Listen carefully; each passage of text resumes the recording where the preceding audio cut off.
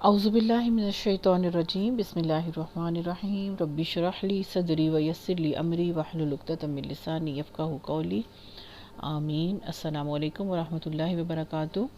آج ہمارا پارہ نمبر 17 سورۃ انبیاء کے ساتھ شروع ہو رہا ہے۔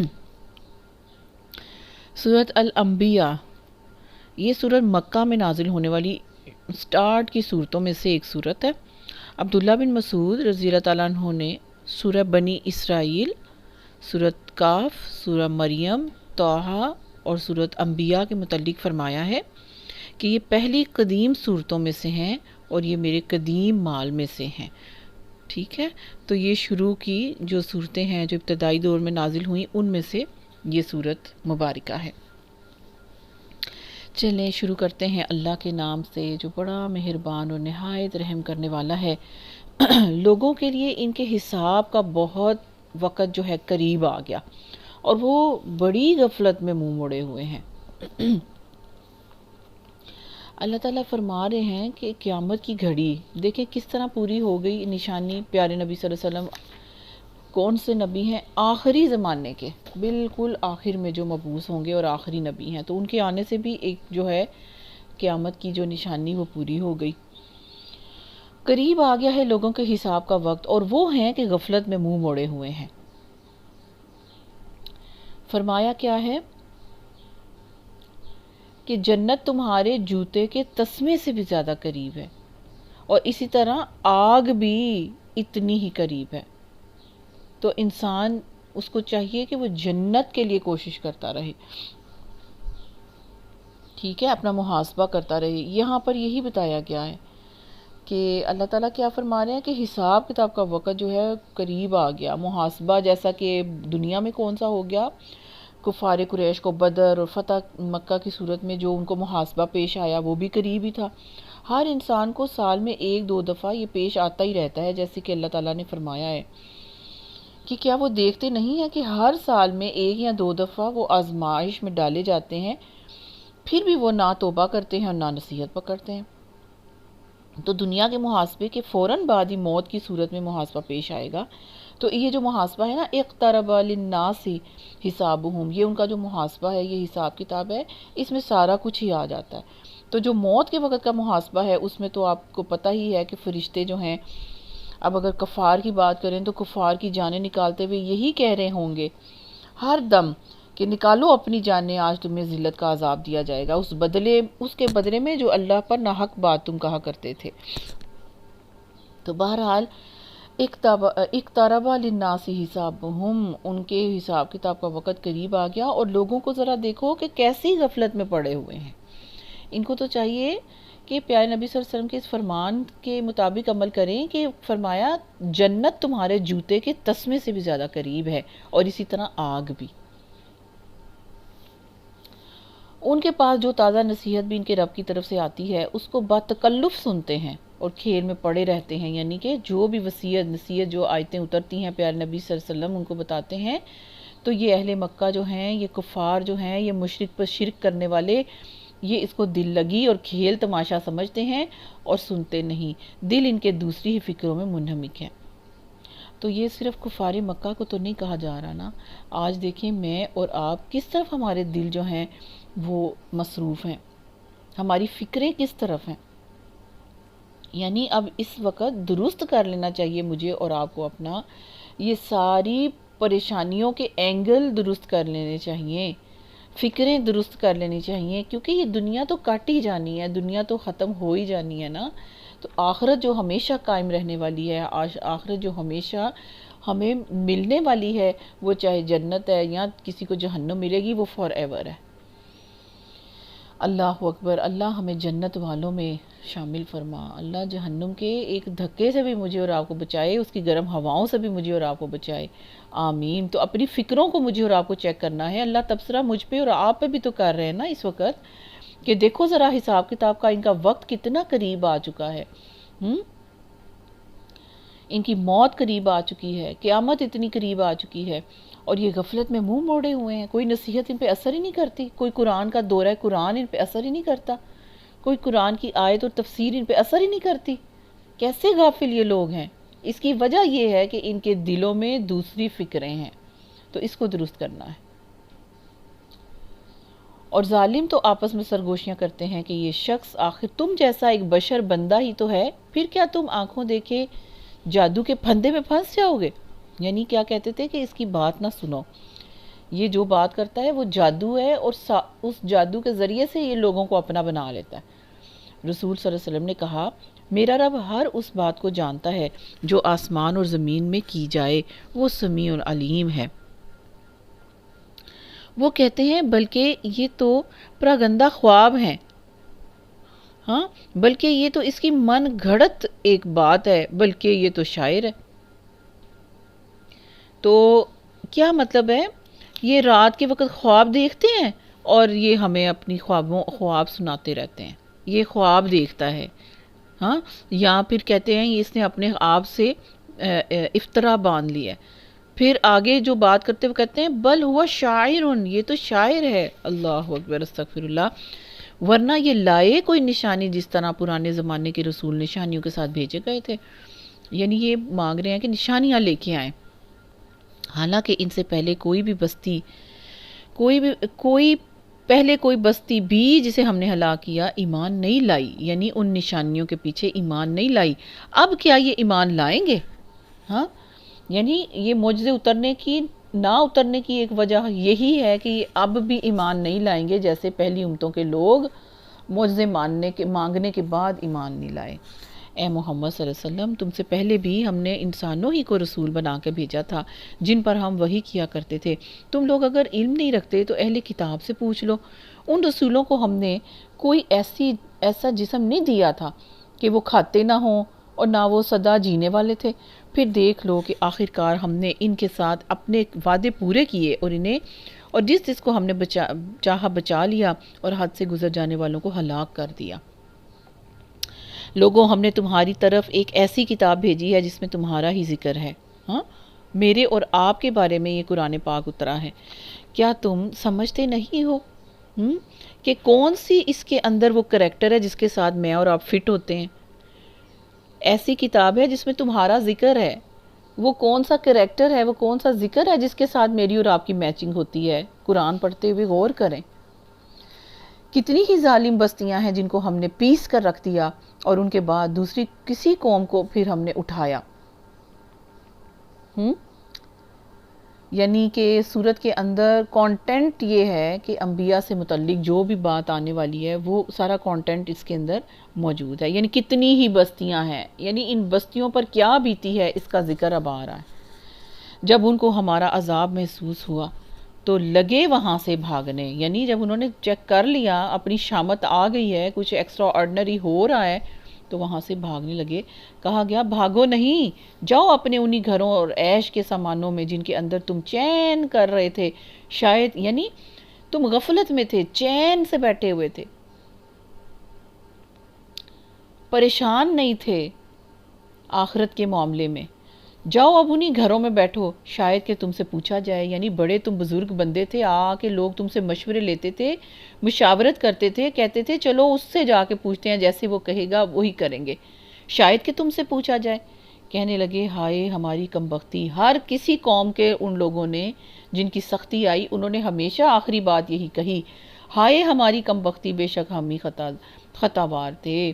قالوا یا ویلنا انا کننا ظالمین، اور وہ یہی پکارتے رہے، کیا پکارتے رہے؟ کہ ہم ہی دنیا کے پیچھے بھاگے، ہم ہی بدبخت رہے، ہم نے ہی آخرت کی بات پہ کان نہیں دھرا، ہم ہی ظالم و خطا کار تھے۔ وہ یہی پکارتے رہے یہاں تک کہ ہم نے ان کو کھلیان کر دیا، ہاں، اکھیڑ کے ختم کر دیا، اور زندگی کا ایک شرارہ تک ان کے اندر باقی نہ رہا۔ استغفر اللہ۔ ہم نے اس آسمان اور زمین کو اور جو کچھ بھی اس کے اندر ان میں ہے کچھ کھیل کے طور پر تو نہیں بنایا، ہاں، کچھ کھیل کے طور پہ تو نہیں بنایا کہ تم نے اس کو انجوائے بھی کر لیا، اس کو خوب یوز بھی کیا، ہاں، اور پھر اللہ کو راضی بھی نہ کیا۔ اللہ کی ان چیزوں کو بنائے ہوئے کو انجوائے بھی تم نے خوب کر لیا، تو ہم نے اس کو کھیل کے طور پہ تو نہیں بنایا تھا۔ اگر ہم کوئی کھلونا بنانا ہی چاہتے اس دنیا کو اور اس کی چیزوں کو اور اس کی علامات کو، تو بس یہی کچھ ہمیں کرنا ہوتا، تو اپنے پاس ہی ہم کر لیتے۔ پھر تمہیں اتنی آزمائشوں میں پیدا کرنے کی ضرورت ہمیں کیا تھی؟ پھر ہم اپنے پاس ہی یہ کر لیتے، مگر ہم تو باطل پر حق کی چوٹ لگاتے ہیں جو اس کا سر توڑ دیتی ہے، اور وہ دیکھتے دیکھتے مٹ جاتا ہے، اور تمہارے لیے تباہی ہے ان باتوں کی وجہ سے جو تم بناتے ہو۔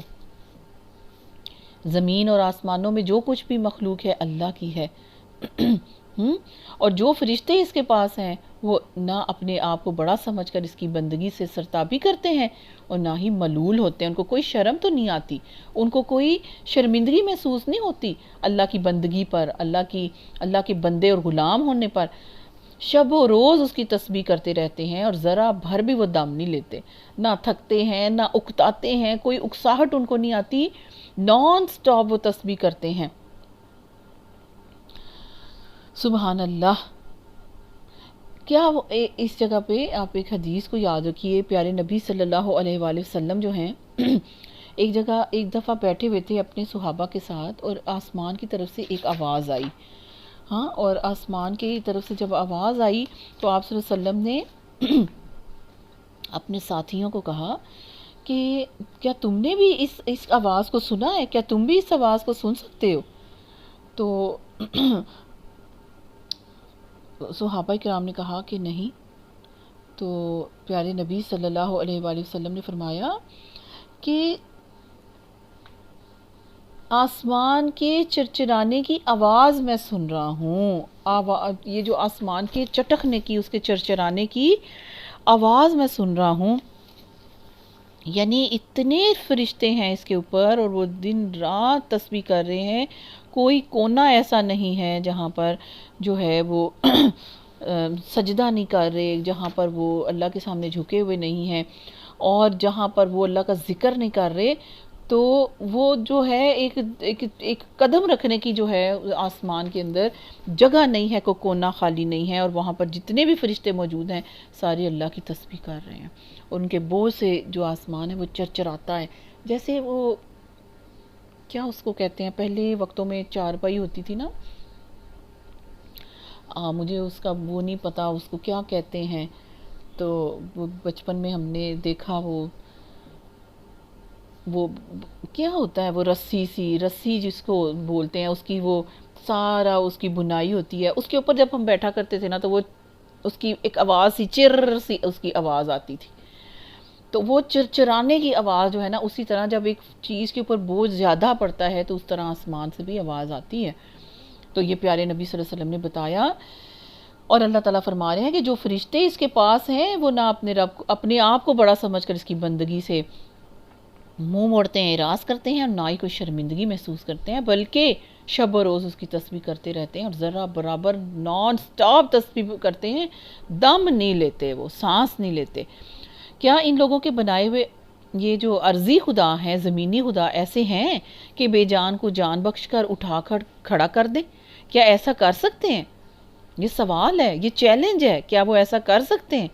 اگر آسمان و زمین میں ایک اللہ کے سوا دوسرے خدا بھی ہوتے تو زمین اور آسمان دونوں کا نظام ہی بگڑ جاتا۔ پس پاک ہے اللہ رب العرش ان باتوں سے جو یہ لوگ بنا رہے ہیں، وہ اپنے کاموں کے لیے کسی کے آگے جواب دہ نہیں ہے، اور سب جواب دہ ہیں۔ کیا اسے چھوڑ کر انہوں نے دوسرے خدا بنا لیے ہیں؟ اے محمد صلی اللہ علیہ وسلم ان سے کہہ دو کہ لاؤ اپنی دلیل، یہ کتاب بھی موجود ہے جس میں میرے دور کے لوگوں کے لیے نصیحت بھی ہے، اور وہ کتابیں بھی موجود ہیں جن میں مجھ سے پہلے لوگوں کے لیے نصیحت تھی، مگر ان میں سے اکثر لوگ حقیقت سے بے خبر ہیں، اس لیے منہ موڑے ہوئے ہیں۔ ہم نے تم سے پہلے جو رسول بھی بھیجا اس کو یہی وحی کی ہے کہ میرے سوا کوئی خدا نہیں، بس تم لوگ میری ہی بندگی کرو۔ یہ کہتے ہیں رحمان اولاد رکھتا ہے، سبحان اللہ، استغفر اللہ، اللہ تو پاک ہے، وہ تو بندے ہیں جنہیں عزت دی گئی ہے۔ کون سے بندے؟ وہ فرشتے، اللہ کے غلام ہیں جن کو عزت دی گئی ہے، اس کے آگے وہ اس کے حضور بڑھ کر نہیں بولتے، یعنی وہ تو اپنی مرضی سے بولتے بھی نہیں ہیں، اور بس اس کے حکم پر ہی عمل کرتے ہیں۔ جو کچھ ان کے سامنے ہے اسے بھی وہ جانتا ہے، جو کچھ ان سے اوجھل ہے اس سے بھی وہ باخبر ہے۔ وہ کسی کی سفارش بھی نہیں کرتے وہ فرشتے، سوائے اس کے جس کے حق میں سفارش سننے پر اللہ تعالیٰ راضی ہو، اور وہ اس کے خوف سے ڈرے رہتے ہیں، ہر وقت ڈر کے سمٹے رہتے ہیں۔ حضرت جبرائیل امین کے بارے میں ہے کہ اللہ تعالیٰ یعنی وہ اتنے ہیوج ہیں، اتنے بڑے ہیں کہ ان کا جو سر ہے نا وہ اللہ تعالیٰ کے عرش کے نیچے جا لگتا ہے، اتنے بڑے ہیں حضرت جبرائیل امین۔ تو جب وہ کہتے ہیں، جب اللہ تعالیٰ مجھے عرش سے پکارتے ہیں نا، اے جبرائیل، تو وہ فرماتے ہیں کہ اللہ کے خوف سے، پیارے نبی صلی اللہ علیہ وسلم فرماتے ہیں جبرائیل جو ہے اللہ کے خوف سے، اللہ کے پکارنے سے وہ اتنے سمٹتے ہیں، سمٹتے ہیں، سمٹتے ہیں، سمٹتے ہیں، سمٹ کے ایک چڑیا جتنے چھوٹے ہو جاتے ہیں، خوف کے ساتھ اتنے دب جاتے ہیں۔ اور فرشتوں کے بارے میں یہ ہے کہ اللہ کی آواز سن کے، اللہ کا پکارنا سن کے وہ تختوں کی طرح بے جان ہو کے سوکھ جاتے ہیں، جیسے ایک تختہ بے جان سوکھا پڑا ہوتا ہے نا، اس طرح فرشتوں کی حالت ہو جاتی ہے، بے ہوش ہو گرتے ہیں، اور جب افاقہ ہوتا ہے تو پھر وہ اپنی حالت میں واپس آتے ہیں، وہ اللہ کے خوف سے ڈرے رہتے ہیں، ہاں وہ اللہ کی خشیت سے ڈرے رہتے ہیں۔ آیت نمبر 28 میں اللہ تعالیٰ فرما رہے ہیں، اور تم نے ان کو کیا کہہ دیا کہ اللہ نے اولاد پکڑی، ان کو اپنی بیٹیاں بنا لی۔ استغفر اللہ، وہ تو اللہ کی بندے اور غلام ہیں، اور ان کی تو کیفیت یہ ہے۔ اور جو ان میں سے کوئی کہہ دے کہ اللہ کے سوا میں بھی ایک خدا ہوں، تو اسے ہم جہنم کی سزا دیں گے، اور ہمارے ہاں ظالموں کا یہی بدلہ ہے۔ یعنی اگر کوئی دعویٰ بھی ان میں سے اٹھ کے کر دیتا ہے نا، تو وہ بھی جہنم میں چلا جائے گا۔ کیا وہ لوگ جنہوں نے نبی صلی اللہ علیہ وسلم کی بات ماننے سے انکار کر دیا ہے غور نہیں کرتے کہ یہ سب آسمان اور زمین باہم ملے ہوئے تھے، پھر ہم نے انہیں جدا کیا اور پانی سے ہر زندہ چیز پیدا کی؟ کیا وہ ہماری اس خلاقی کو، اس تخلیق کو نہیں مانتے؟ اور ہم نے زمین میں پہاڑ جما دیے تاکہ وہ انہیں لے کر ڈھلک نہ جائے، اور اس میں کشادہ راہیں بنا دی شاید کہ لوگ اپنا راستہ معلوم کر لیں، اور ہم نے آسمان کو ایک محفوظ چھت بنا دیا، مگر یہ ہے کہ اس کی نشانیوں کی طرف توجہ ہی نہیں کرتے۔ یہی تو وہ نشانیاں ہیں جس کی طرف سے اللہ تعالیٰ اپنی طرف تمہیں آنے کا رستہ دیتا ہے، اور وہ اللہ ہی ہے جس نے رات اور دن بنائے، کسی اور نے نہیں بنائے، اور سورج اور چاند کو اسی نے پیدا کیا، کوئی اور یہ تخلیق نہیں کر سکتا، سب ایک ایک فلک میں تیر رہے ہیں۔ اور اے محمد صلی اللہ علیہ وسلم، ہمیشگی تو ہم نے تم سے پہلے بھی کسی انسان کے لیے نہیں رکھی، اگر تم مر گئے تو کیا یہ لوگ ہمیشہ جیتے رہیں گے؟ ہر جاندار کو موت کا مزہ تو چکنا ہی ہے، اور ہم اچھے اور برے حالات میں ڈال کر تم سب کی آزمائش کر رہے ہیں، آخر کار تمہیں ہمارے ہی طرف پلٹنا ہے۔ یہ منکرین حق جب تمہیں دیکھتے ہیں تو تمہارا مذاق بنا لیتے ہیں، کہتے ہیں کیا یہ ہے وہ شخص جو تمہارے خداؤں کا ذکر کیا کرتا ہے؟ اور ان کا اپنا حال یہ ہے کہ رحمان کے ذکر سے منکر ہیں۔ انسان جلد باز مخلوق ہے، ابھی میں تم کو اپنی نشانیاں دکھائی دیتا ہوں، جلدی نہ مچاؤ۔ یہ لوگ کہتے ہیں آخر یہ دھمکی پوری کب ہوگی اگر تم سچے ہو؟ کاش ان کافروں کو اس وقت کا کچھ علم ہوتا جب کہ یہ نہ اپنے منہ آگ سے بچا سکیں گے، نہ اپنی پیٹھوں کو بچا سکیں گے، اور نہ ان کو کہیں سے مدد پہنچے گی۔ وہ بلا اچانک آئے گی اور انہیں اس طرح یک لخت بوچھ لے گی قیامت کی گھڑی کہ یہ نہ اس کو دفع کر سکیں گے، اور نہ ایک لمحہ بھر کی مہلت ان کو مل سکے گی۔ مذاق تم سے پہلے بھی رسولوں کا اڑایا جا چکا ہے، مگر ان کا مذاق اڑانے والے اسی چیز کے پھیر میں آ کر رہے جس کا وہ مذاق اڑاتے رہے ہیں۔ اے محمد صلی اللہ علیہ وسلم، ان سے کہہ دیجئے کون ہے جو رات کو یا دن کو تمہیں رحمان سے بچا سکتا ہے؟ مگر یہ اپنے رب کی نصیحت سے منہ موڑ رہے ہیں جس نے ان کو پیدا کیا۔ کیا یہ کچھ ایسے خدا رکھتے ہیں جو ہمارے مقابلے میں ان کی حمایت کر سکتے ہیں؟ وہ تو نہ خود اپنی مدد کر سکتے ہیں اور نہ ہماری ہی کوئی تائید ان کو حاصل ہے۔ اصل بات تو یہ ہے کہ ان لوگوں کو اور ان کے آباء و اجداد کو ہم زندگی کا ساز و سامان دیے چلے گئے، یہاں تک کہ ان کو دن لگ گئے، یعنی یہ بھول بھال گئے۔ مگر کیا انہیں نظر نہیں آتا کہ ہم زمین کو مختلف سمتوں سے گھٹاتے چلے آ رہے ہیں؟ پھر کیا یہ غالب آ جائیں گے؟ مختلف سمتوں سے گھٹانا، آپ دیکھیں نا کہ ہزاروں لاکھوں آدمی مر جاتے ہیں، بستیاں ویران ہو جاتی ہیں، ہلاکتیں آ جاتی ہیں، کسی وبا کی شکل میں، سیلاب کی شکل میں، قحط کی شکل میں، زلزلے کی شکل میں، سردی گرمی کی شکل میں، ایسی بلائیں آتی ہیں جو انسان سب کے سب کیے دھرے پر بھی پانی پھر جاتا ہے، لہلہاتی کھیتیاں بھی ضائع ہو جاتی ہیں، پیداوار گھٹ جاتی ہے، تجارتوں میں خسارے شروع ہو جاتے ہیں، وسائل زندگی میں کبھی کسی طرف سے کمی واقع ہو جاتی ہے، کبھی کسی طرف سے کمی واقع ہو جاتی ہے. اور دوسرا آپ یہ دیکھیں، آپ اس چیز کو محسوس نہیں کرتے کہ دن کتنی جلدی گزر رہے ہیں؟ تو یہ بھی تو اللہ تعالیٰ سمٹا ہی رہے ہیں نا. تو پھر کیا یہ غالب آ جائیں گے ان چیزوں پر؟ ان سے کہہ دو کہ میں تو وہی کی بنا پر، اسی کی بیس پر تمہیں وارن کر رہا ہوں، مگر بہرے پکار کو نہیں سنا کرتے جبکہ انہیں خبردار کیا جائے. اور اگر تیرے رب کا عذاب ذرا سا انہیں چھو بھی جائے تو اب بھی یہ چیخ اٹھیں گے کہ ہائے ہماری کم بختی، بے شک ہم ہی خطا بار تھے. جیسے پہلی امتوں کے نافرمانوں نے کہا، ایسے یہ بھی پکار اٹھیں گے. اللہ یہ بھی جانتے ہیں. قیامت کے روز ہم ٹھیک ٹھیک تولنے والے ترازو رکھ دیں گے، پھر کسی شخص پر ذرہ برابر بھی ظلم نہیں ہوگا.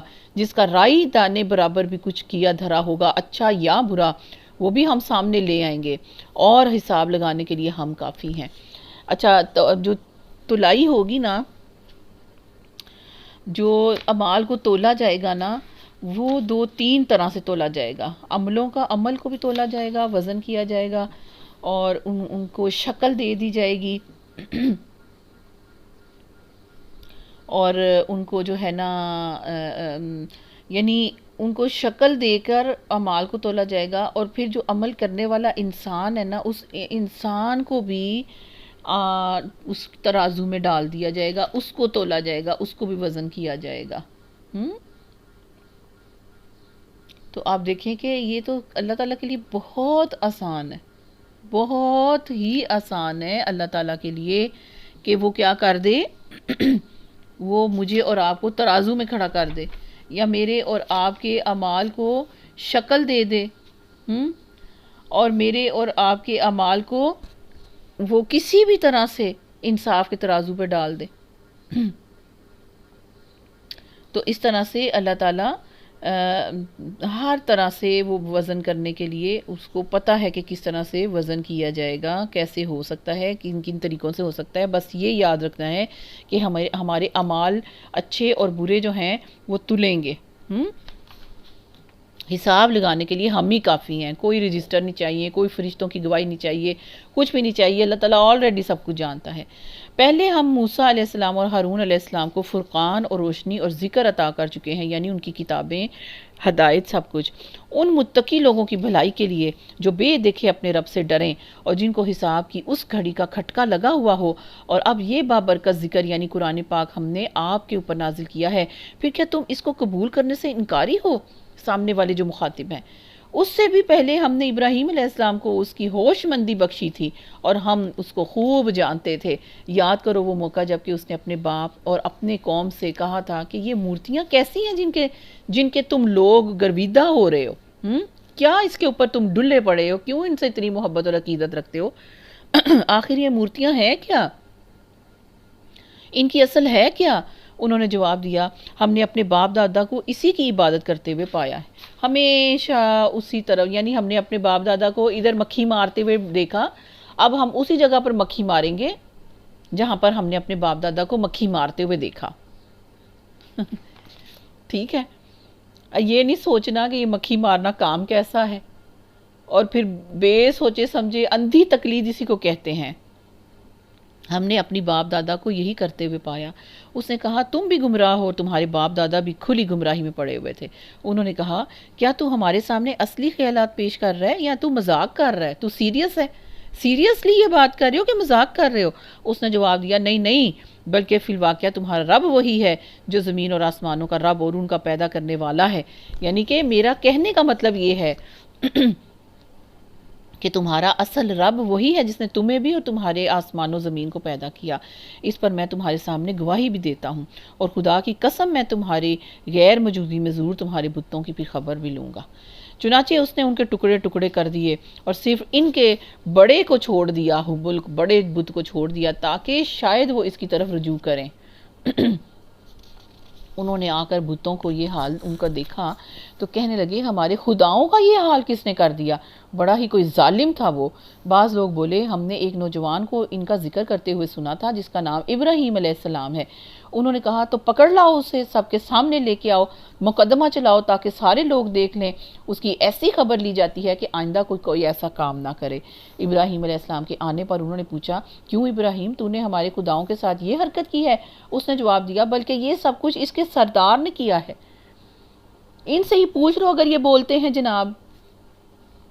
یہ سن کر وہ لوگ اپنے ضمیر کی طرف پلٹے، ہاں، اور اپنے دلوں میں وہ کہنے لگے، واقعی تم خود ہی ظالم ہو، یعنی اپنے آپ کو انہوں نے ملامت کیا، مگر اس ضمیر کا گلا گھونٹ دیا۔ مگر پھر ان کی مت پلٹ گئی، انہوں نے اپنے ضمیر سے اٹھی ہوئی اس آواز کو گھونٹ دیا اور بولے، تو جانتا ہے کہ یہ نہیں بولتے ابراہیم۔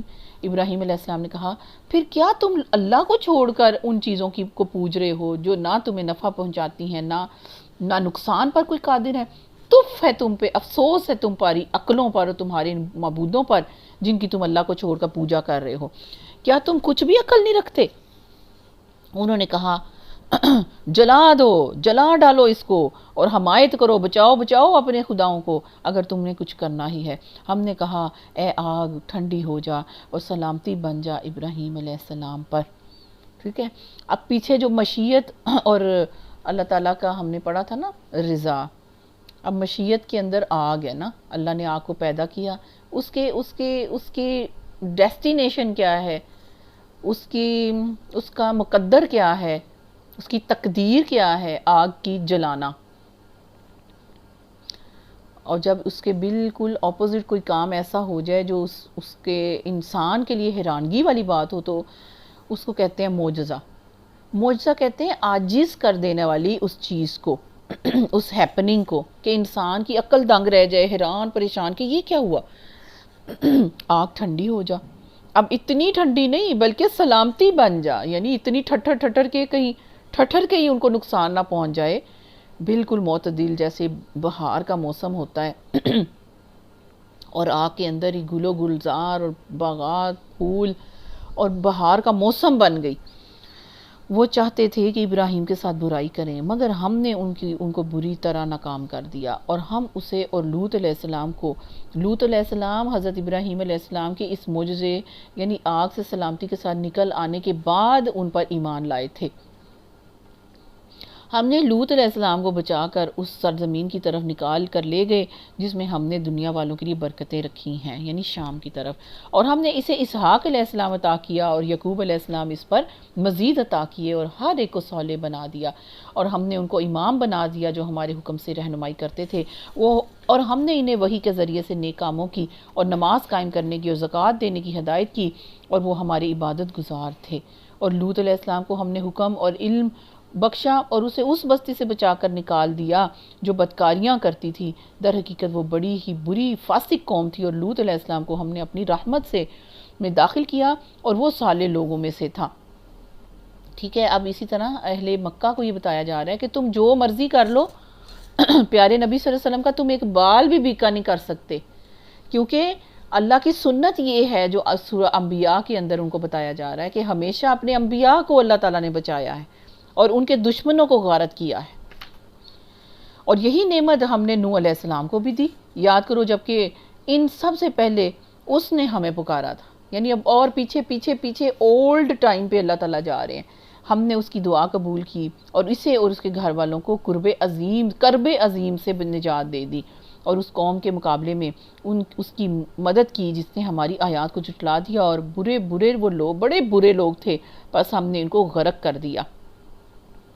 اور اسی نعمت سے ہم نے، یعنی کس نعمت سے؟ صالحین کے اندر شامل کرنے کی، نبی ہونے کی، سلامتی کی، ٹھیک ہے، اور علم کی، حکم کی، نبوت کی، یہ جو اللہ کی بخششیں تھیں ساری، یعنی اسی نعمت سے ہم نے داؤد علیہ السلام اور سلیمان علیہ السلام کو بھی سرفراز کیا۔ یاد کرو وہ موقع جب کہ وہ دونوں ایک کھیت کے مقدمے میں فیصلہ کر رہے تھے جس میں رات کے وقت دوسرے لوگوں کی بکریاں پھیل گئی تھیں اور ہم ان کی عدالت خود دیکھ رہے تھے۔ اس وقت ہم نے صحیح فیصلہ سلیمان علیہ السلام کو سمجھا دیا، حالانکہ حکم اور علم ہم نے دونوں ہی کو عطا کیا تھا، یعنی کہ بڑے کون تھے؟ حضرت داؤد علیہ السلام، اور ان کے بیٹے کون تھے؟ حضرت سلیمان علیہ السلام۔ ٹھیک ہے، اب یہ جو قصہ ہے، یہ بات ہے، یہ 78 نمبر جو آیت ہے اس کے اندر آیا ہے تو ہم اس کو اب دیکھ لیتے ہیں 78 76 میں. ہاں، داؤد علیہ السلام جو ہیں،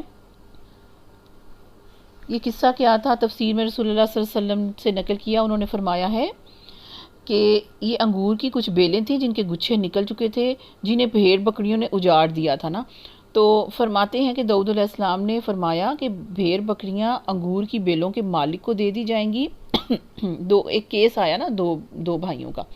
تو سلیمان علیہ السلام نے کہا کہ اے اللہ کے نبی، اس کا فیصلہ اور ہے. انہوں نے پوچھا وہ کیا ہے؟ عرض کیا آپ انگور کی بیلیں بھیڑ بکریوں والے کو دے دیجئے، وہ ان کی نگہداشت کرے گا، کیونکہ بکریوں نے اس کے کھیت کو خراب کیا نا، جس کی بکریاں تھیں. تو جس کا کھیت خراب ہوا ہے وہ جو بھیڑ بکریوں والے کے حوالے انگور کی بیلیں کریں، وہ ان کی نگہداشت کرے جب تک کہ وہ دوبارہ پہلے جیسی نہیں ہو جاتی. اور بھیڑ بکریاں جو ہیں انگور کی بیلوں والے کو دے دیں، وہ اس وقت تک ان سے فائدہ اٹھائے گا، اور جب انگوروں کی بیلیں پہلی حالت میں لوٹ آئیں گی تو آپ انگوروں کی بیلیں اس کے مالک کے سپرد کر دیں اور بھیڑ بکریاں اس کے اصل مالک کے سپرد کر دیں. تو اللہ تعالیٰ نے یہ فرمایا ہے، ہم نے وہ فیصلہ سلیمان کو سمجھا دیا اور ہم نے ہر ایک کو حکم اور علم عطا کیا تھا. ٹھیک ہے. اللہ تعالیٰ نے فرمایا ہے کہ ہم اس فیصلے کے وقت موجود تھے.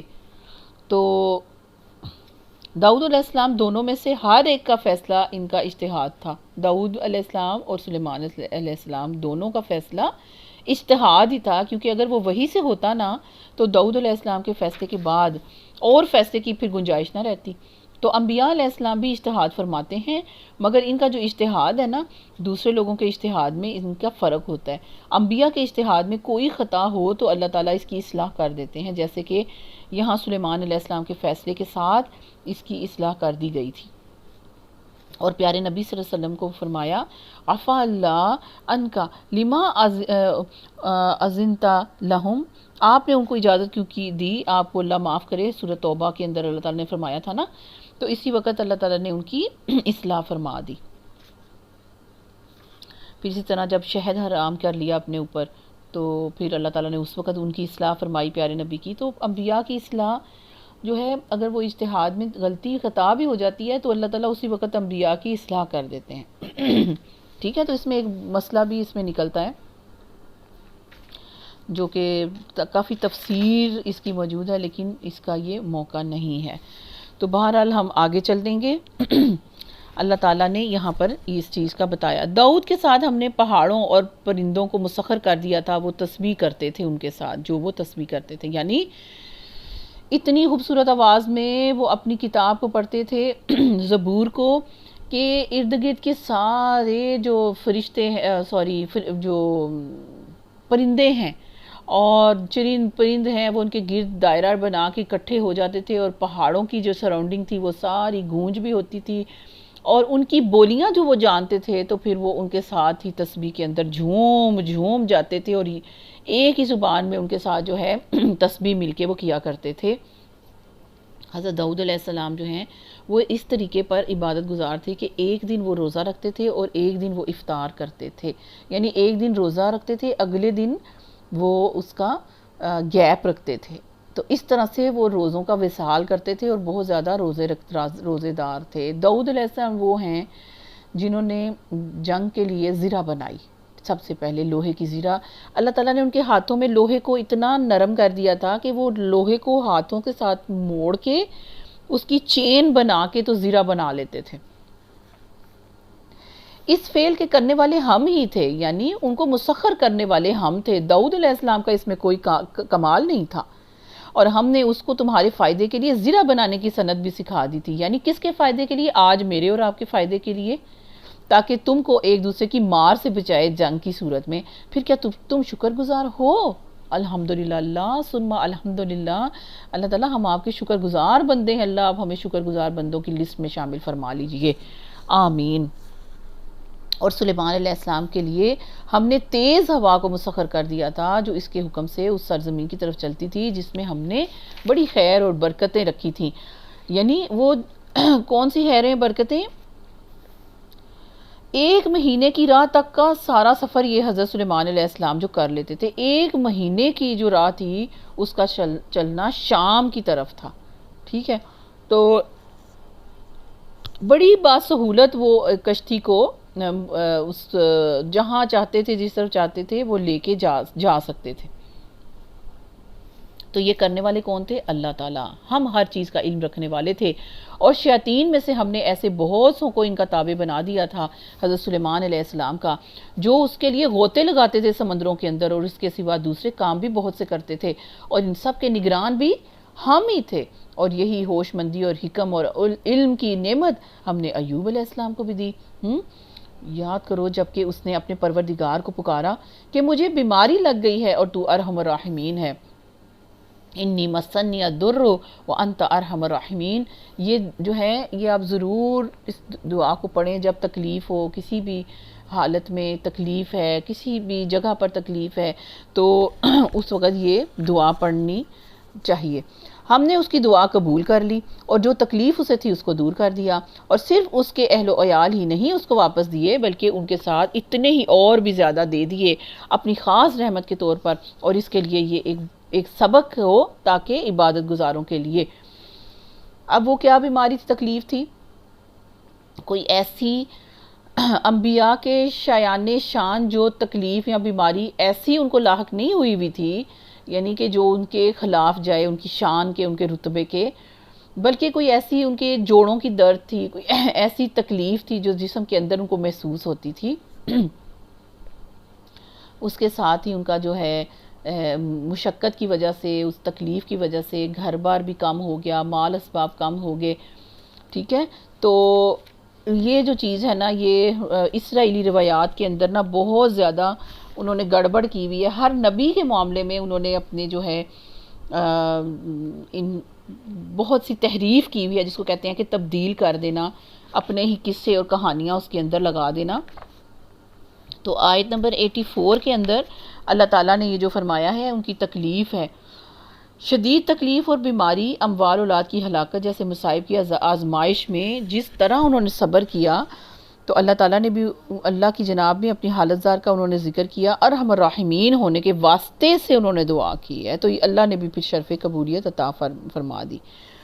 اور شدید بیماری اور مال اور اہل و عیال کی تباہی کے ساتھ آزمائش اللہ تعالیٰ کی رحمت تھی اصل میں، اور اسی طرح اس پر صبر کی توفیق دے دینا بھی اللہ کی رحمت تھی، اور پھر دعا قبول کر کے صحت سے نواز دینا اور دگنے اہل و عیال کو عطا کر دینا، سب کچھ اللہ تعالیٰ کی عظیم رحمت تھی. اور پھر اس کے اندر عبادت گزار بندوں کے لیے ایک یاد دہانی بھی ہے کہ اگر اللہ اپنے بندوں کو مصائب کے ذریعے سے امتحان لیتا ہے تو اس پر ان کو صبر کرنا چاہیے، اور اللہ کی جناب میں اپنی فریاد ضرور پیش کریں تاکہ اللہ تعالیٰ اس کے بدلے میں انعام پھر دگنا چگنا انسان کو دے. ٹھیک ہے. تو داؤد علیہ السلام اور سلیمان علیہ السلام کی آزمائش ان نعمتوں کے ساتھ ہوئی تھی جن پر شکر کرنا واجب تھا. بہت کچھ دیا تھا اللہ تعالیٰ نے کو، جبکہ ایوب علیہ السلام کی آزمائش ایسی تکلیفوں کے ساتھ ہوئی تھی جن پر صبر کرنا لازم تھا.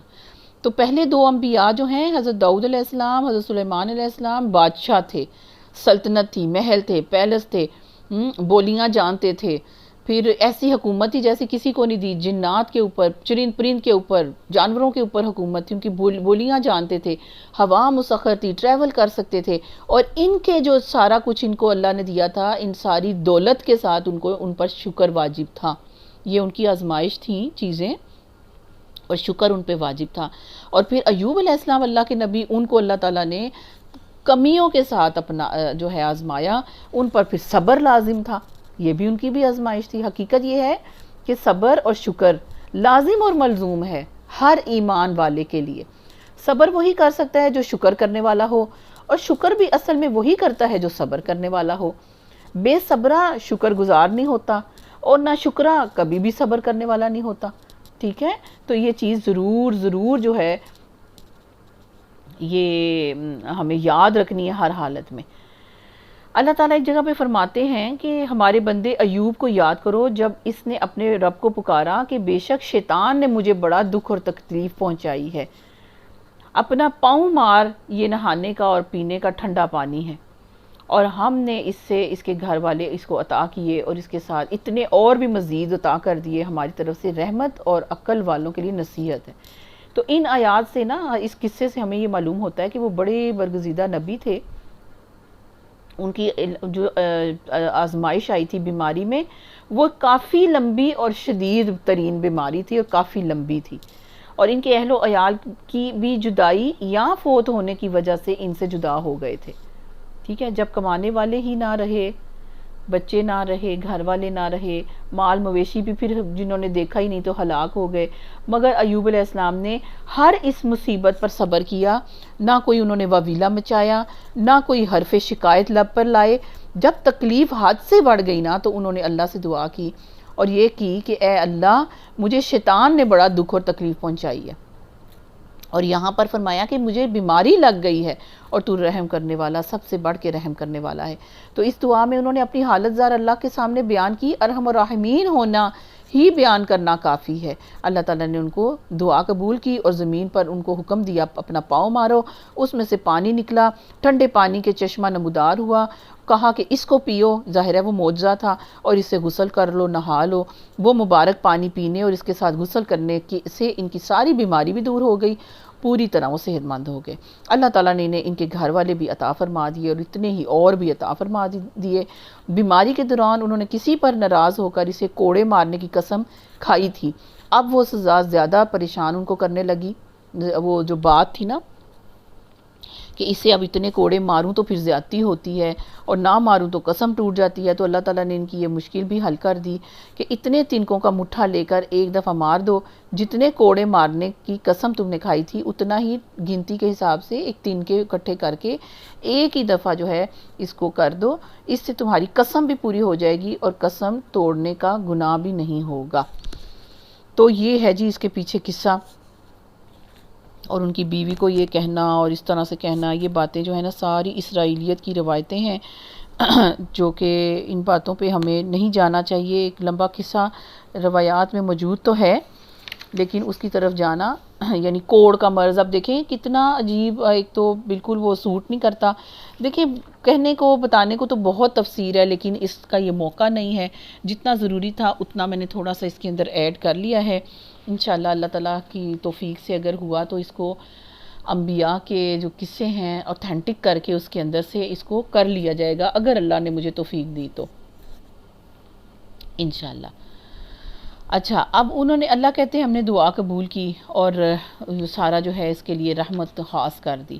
آگے آیت نمبر 85 میں اللہ فرماتے ہیں یہی نعمت اسماعیل علیہ السلام، ادریس علیہ السلام اور ذوالکفل علیہ السلام کو بھی دی، یہ سب صابر لوگ تھے اور ان کو ہم نے اپنی رحمت میں داخل کیا کہ وہ صالحین میں سے تھے۔ اور مچھلی والے کو بھی ہم نے نوازا، یاد کرو کہ جب کہ وہ بگڑ کر چلا گیا ناراض ہو کے اپنی قوم سے اور سمجھا تھا کہ ہم اس پر گرفت ہی نہیں کریں گے، یعنی حکم نہیں آیا تھا، پیچھے سورہ یونس میں اپنے ڈیٹیل میں اس کو دیکھ لیا تھا، آخر کو اس نے طریقیوں میں سے پکارا، کیا پکارا؟ لا الہ الا انت سبحانک انی کنت من الظالمین، یعنی کوئی نہیں خدا مگر تو ہی ہے، پاک ہے تیری ذات، بے شک میں ہی قصوروار ہوں، خطا کار ہوں۔ تب ہم نے اس کی دعا قبول کی اور غم سے اس کو نجات دی، اور اسی طرح ہم مومنوں کو بچا لیا کرتے ہیں۔ اور زکریا علیہ السلام کو جب کہ اس نے اپنے رب کو پکارا کہ اے پروردگار مجھے اکیلا نہ چھوڑ اور بہترین وارث تو ہی ہے۔ اولاد کس لیے مانگی تھی؟ انبیاء کی علم کی وراثت کے لیے، اس ورثے کو ٹرانسفر کرنے کے لیے، ٹھیک ہے۔ پس ہم نے اس کی دعا قبول کی اور اسے یحییٰ علیہ السلام عطا کیا اور اس کی بیوی کو اس کے لیے درست کر دیا۔ یہ لوگ نیکی کے کاموں میں دوڑ دھوپ کرتے تھے اور ہمیں رغبت اور خوف کے ساتھ پکارتے رہتے تھے اور ہمارے آگے جھکے ہوئے تھے، یعنی اتنے برگزیدہ ہو کر بھی انہوں نے اللہ سے مانگا، اور کسی ولی سے نہیں مانگنا، کسی نبی سے نہیں مانگنا، کسی بزرگ سے نہیں مانگنا، ٹھیک ہے، کیونکہ اتنی بڑی انبیاء علیہ السلام ہو کر انہوں نے اللہ سے مانگا، انہوں نے کسی اور سے نہیں مانگا۔ اور وہ خاتون جس نے اپنی عصمت کی حفاظت کی، سبحان اللہ، ہم نے اس کے اندر اپنی روح سے پھونکا اور اسے اور اس کے بیٹے کو دنیا بھر کے لیے نشانی بنا دیا۔ اپنی روح سے، وہ روح کا ہم جو میٹر ہے نا پیچھے پڑھ چکے ہیں، اپنی روح سے مطلب کیا؟ خاص روح، ٹھیک ہے، اور وہ روح کیا ہے؟ اللہ کی مخلوق ہے جو میرے اندر بھی موجود ہے، آپ کے اندر بھی موجود ہے، ٹھیک ہے۔ یہ تمہاری امت حقیقت میں ایک ہی امت ہے اور میں تمہارا رب ہوں، پس تم میری عبادت کرو۔ مگر یہ لوگوں کی کارستانی ہے کہ انہوں نے آپس میں اپنے دین کو ٹکڑے ٹکڑے کر ڈالا، سب کو ہماری طرف ہی پلٹنا ہے۔ پھر جو نیک عمل کرے گا اس حال میں کہ وہ مومن ہو تو اس کے کام کی ناقدری نہیں ہوگی، اس سے ہم لکھ رہے ہیں، اور ممکن نہیں ہے کہ جس بستی کو ہم نے ہلاک کر دیا ہو وہ پھر پلٹ سکے، یہاں تک کہ جب یاجوج ماجوج کھول دیے جائیں گے اور ہر بلندی سے نکل پڑیں گے اور وعدہ برحق پورا ہونے کا وقت قریب آ لگے گا، تو یکا یک ان لوگوں کے دیدے پھٹے کے پھٹے رہ جائیں گے جنہوں نے کفر کیا تھا، کہیں گے ہائے ہماری کم بختی، ہم اس چیز کی طرف سے غفلت میں پڑے ہوئے تھے، ہم خطا کار تھے، بے شک تم اور تمہارے وہ معبود جنہیں تم پکارتے ہو جہنم کا ایندھن ہے، وہی تم کو جانا ہے، اگر یہ واقعی خدا ہوتے تو وہاں نہ جاتے، اب سب کو ہمیشہ اسی میں رہنا ہے، وہاں وہ پھنکارے ماریں گے اور حال یہ ہوگا کہ ان میں کان پڑی آواز نہیں سنائی دے گی، اتنی چیخیں ہوں گی جہنم کے اندر۔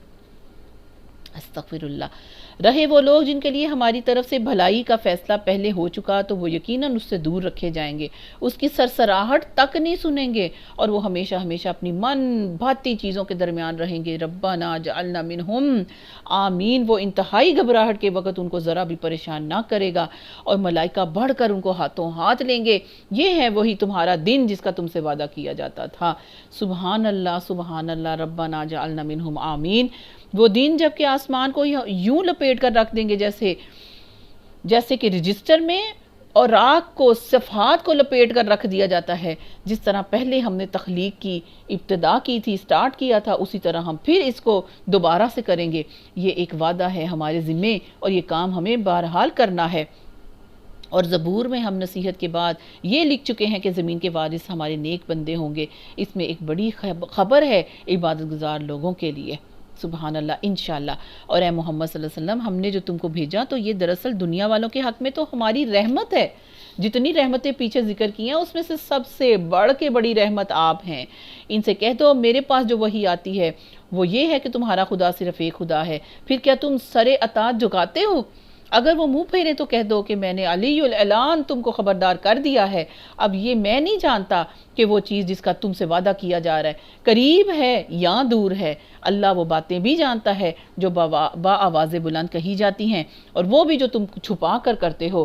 میں تو یہ سمجھتا ہوں کہ شاید یہ دیر تمہارے لیے ایک فتنہ ہے اور تمہیں ایک خاص وقت تک کے لیے مزے کرنے کا موقع دیا جا رہا ہے، اصل میں اس میں تمہاری کوئی اچھائی نہیں ہے، یہ فتنے تمہارے رجسٹر برائیوں کے ہی بڑھ رہے ہیں۔ آخر کار رسول صلی اللہ علیہ وسلم نے کہا کہ اے میرے رب، حق کے ساتھ فیصلہ کر دے، اور لوگوں کو تم جو باتیں بتاتے ہو ان کے مقابلے میں ہمارے رب ہی ہمارے لیے مدد کا سہارا ہے۔ یہاں پر جی ہماری یہ صورت الحمدللہ کمپلیٹ ہوئی۔ ربنا تقبل منا انک انت السمیع العلیم وتب علینا انک انت التواب الرحیم، وصلی اللہ تعالی علی خیر خلقہ محمد وآلہ واصحابہ اجمعین برحمتک یا ارحم الراحمین، آمین۔ السلام علیکم ورحمۃ اللہ وبرکاتہ۔